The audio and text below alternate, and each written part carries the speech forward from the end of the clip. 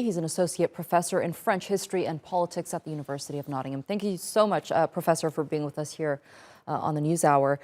These have been the most violent and widespread demonstrations that we've seen since those yellow vest protests that took place 4 years ago.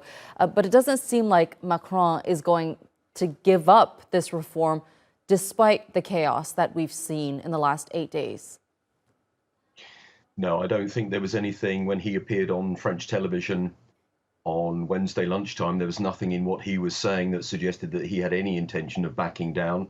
I know that the government was certainly hoping that yesterday's strike movement would not be as popular, would not be as well supported as other strike movements, but that didn't seem to be the case. And what concerns me is the intelligence that's coming through to the government. It seems to be that they're not listening to what their own intelligence services across France are telling them about the level of public support. And we can separate out the violence and the demonstrations, the protests against the reform, because clearly there are other people who want to take advantage of this situation, either on the far left or on the far right. But certainly there's still a strong level of public support for opposition to the reform. Why do you think Macron is so insistent on going through with the reform? Is this really the only way that he could achieve financial stability within the pension system? Yeah, I think he truly believes that. I think that his vision of how economics work, how the system works, is that the only way that you can support it is by doing that, is by making people pay in for longer. Whereas there's an alternative vision.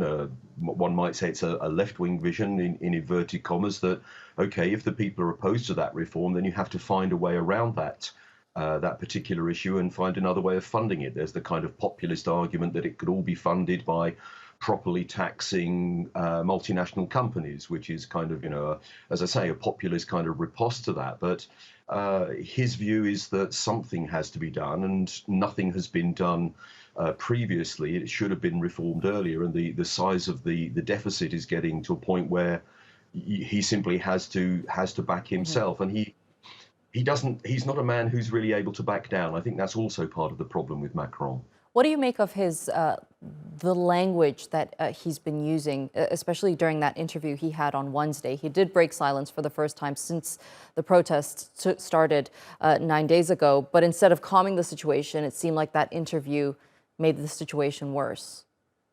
Yes, I think absolutely. I mean, I don't think comparing demonstrations against your reforms to the attack on Capitol Hill in January 2021, I don't think that helps very much. There is a way in which politics isn't just about elections. It isn't just about reforms. It is also about the way that the public respond to those reforms. So there is a legitimate protest going on here, and also there's a very strong feeling that although he says, we tried to discuss things with the trade unions turn around and say, well, no, you didn't, and that kind of, somebody here is not telling the truth, and increasingly there's a public view that it might be the president who's not being as honest as he might be. So that the notion of dialogue appears to have completely broken down. All right, Professor Paul Smith, thank you so much for that analysis. We appreciate it.